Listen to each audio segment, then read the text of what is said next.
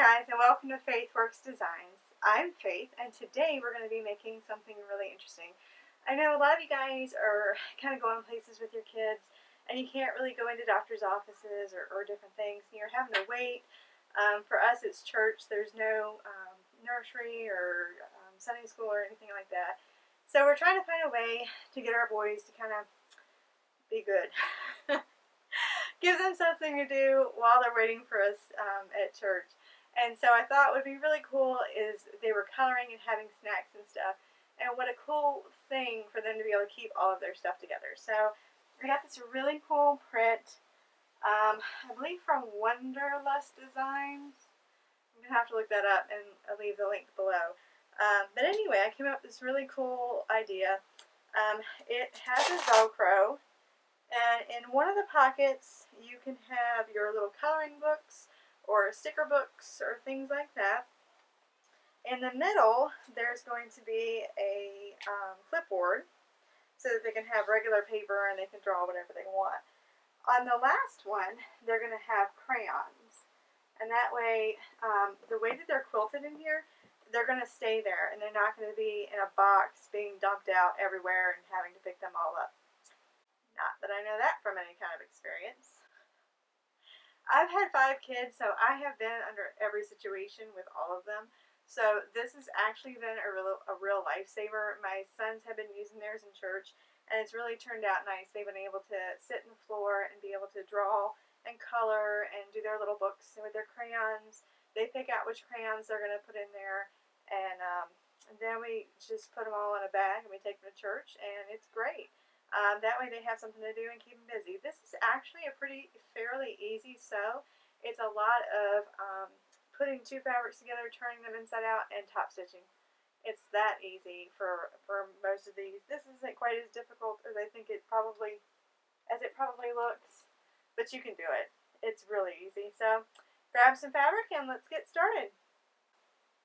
Alright guys, so I figured the easiest way to do this, probably the least painful way, would be to tell you each individual piece what you're going to need. So for instance, the very back panel is going to measure 14 by 10. So it's going to be 14 high by 10 and a half wide. Let's double check. Yep, 10 and a half wide. All 3 of your back panels that we're attaching everything to are 10 and a half wide by 14. Then very back panel is going to have that little place that we can put a coloring book. That is going to measure 10 and a half wide by 9. It's been a minute since I cut this out. So make sure that you get a piece that is 10 and a half wide by 9 long, and then make sure that you also get a lining piece. And what we're going to do is we're actually going to put fusible interfacing on there. I like the interfacing because it gives it a little bit of body. If they have to put it on their lap, it's just a little softer than just having like fabric. It'll give it a little body. So what I'm going to do is take the right side of my fabric with my lining fabric, and what you're going to do is you're going to sew across the top, all the way across the top, and then turn it inside out. And thankfully, I have black thread in my machine already. Alright, now once you have that all stitched together, you're going to take that lining and turn it over so that it's on the back. And essentially what we're going to do is we're going to top stitch this down so that the lining is out of our way. Alright, so once you've top stitched that, what I normally do just to keep all of my ducks in a row is I'll bring it back to the 14 by 10 and a half piece, and then you can either do one of 2 things. You can clip it, or you can go ahead and you can just do like a little basting stitch all the way around, which is what I'm going to do just so that it holds it in place. I don't have to worry about clips being all in my way and stuff like that. So I'm just going to take it and do a top stitch. I'm going to do your basting stitch in your seam allowance.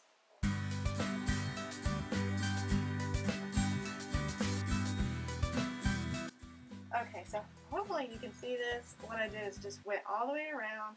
It's not my actual quarter of a seam. It's just going to be like 1/8 of a seam, and that way both pieces are just going to be held together and they won't move around or shift or anything like that. So that's the very back piece. Now for the very middle that is going to have the clipboard in it, you are going to have pieces that are 14 long by 2 wide. And what that's going to do is that's just going to hold that clipboard in there. You don't want it over top of it too much because then they won't have room to draw.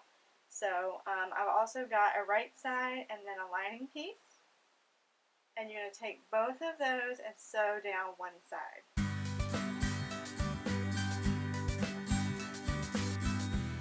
Alright, once you have both of those done, you're going to take them and do just like you did to that bottom half piece.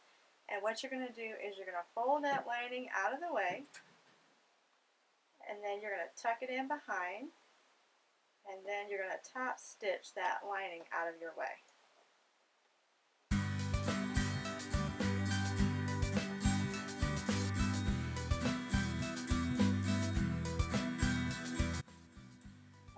My neighbors decided this was a really good time to start working. Okay.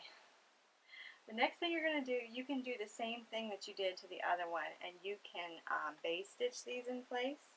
It is completely, entirely up to you, but the side that has the top stitch is going to be towards the inside. And I'll show you when I get it done. But I'm going to go ahead and base stitch this just so that it's where it's supposed to go, and I don't have to fight with it or have clips on it or anything like that. I find the less I have to have the clips in my way, the better my stuff turns out. So it's worth just taking a couple minutes and basting stitching everything down.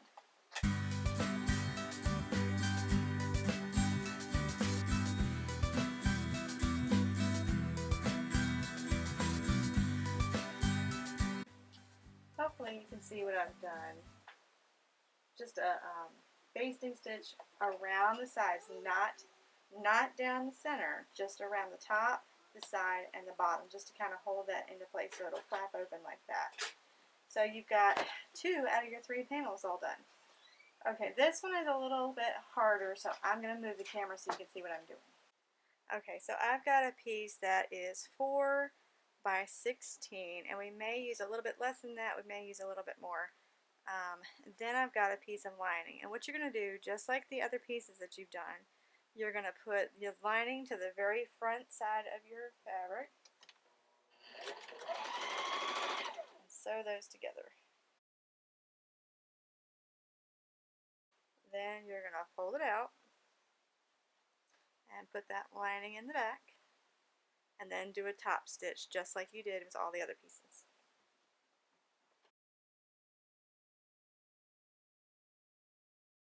Next thing you're going to do is grab your last 14 by 10.5 piece, and I am left-handed, so we are starting this way. I am going to base stitch right on this side, and then you're going to need to get a crayon, which I have brand new boxes and for some reason can't seem to find when I need them. So I'm going to put the crayon inside of here and make it bubble, and I'll show you in just a second. So base stitch this side down.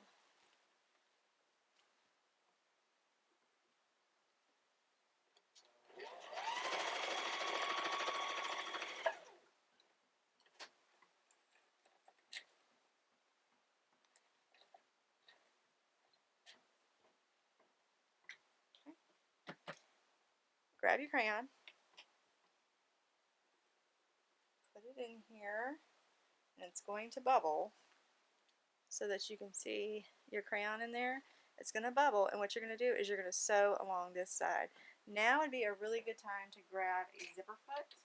The zipper foot will hold it nice and snugly in there. So I'm going to do it this way because the way the zipper foot is. Just don't accidentally sew your crayon.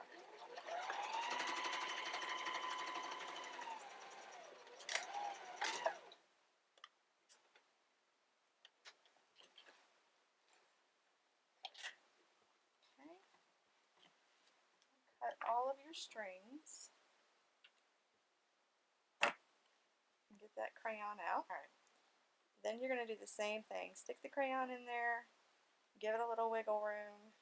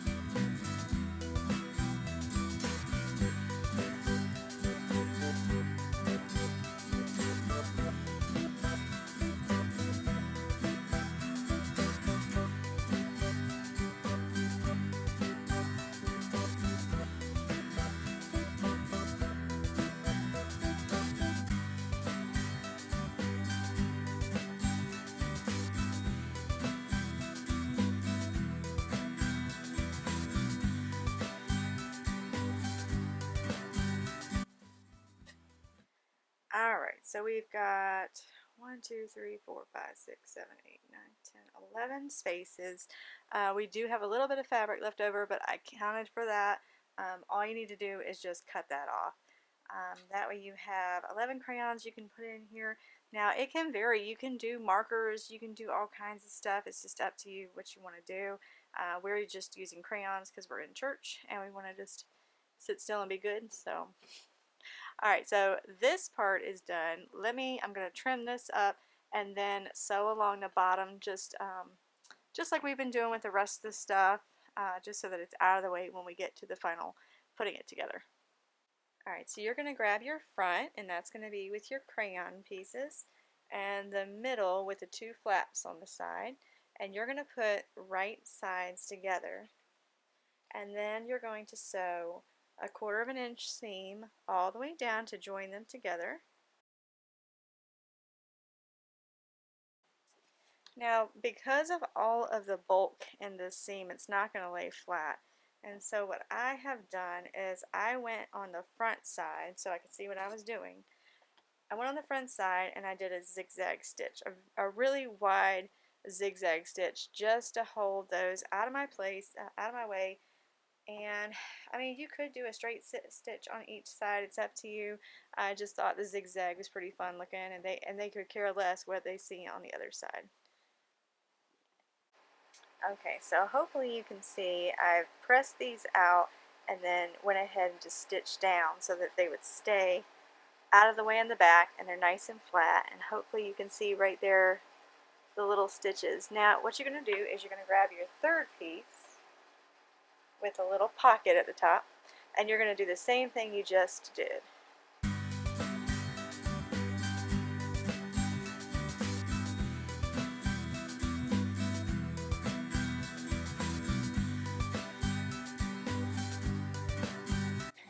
So that's what it looks like with the zigzag stitch versus the two, doing the two seams. Let me show you on the back.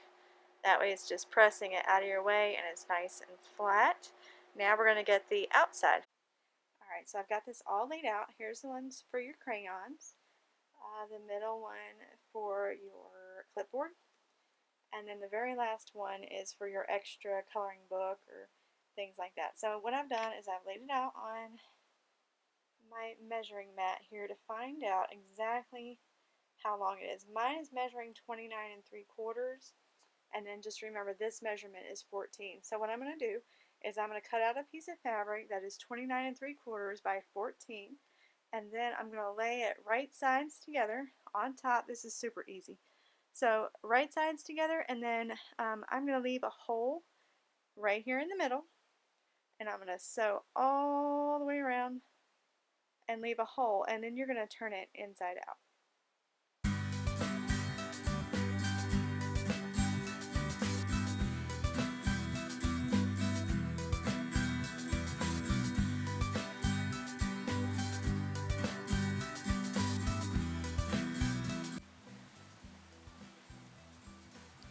make sure you leave that hole so you can turn it inside out.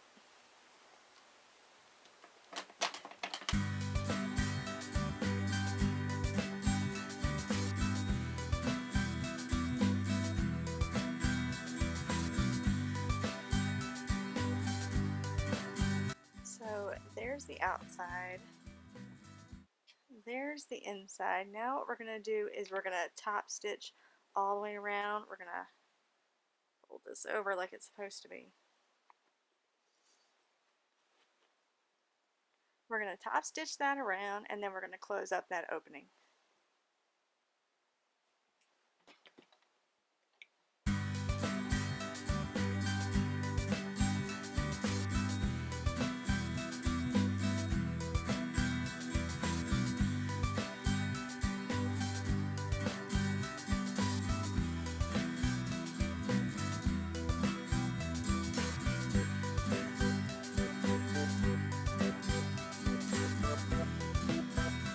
Alright, there you have it. It's probably going to fold in like this and then like that once everything's straight. The very last thing that we have to do is put the Velcro on so that this stays shut. Yes, Velcro is a little loud when you're in church and trying to open it up, but that's when you time it just right for when the singing's going on or something. Or if you're in a car or whatever, it doesn't really matter, but I found that Velcro is going to be the best way to keep everything in place where it's supposed to be. So let me grab the Velcro.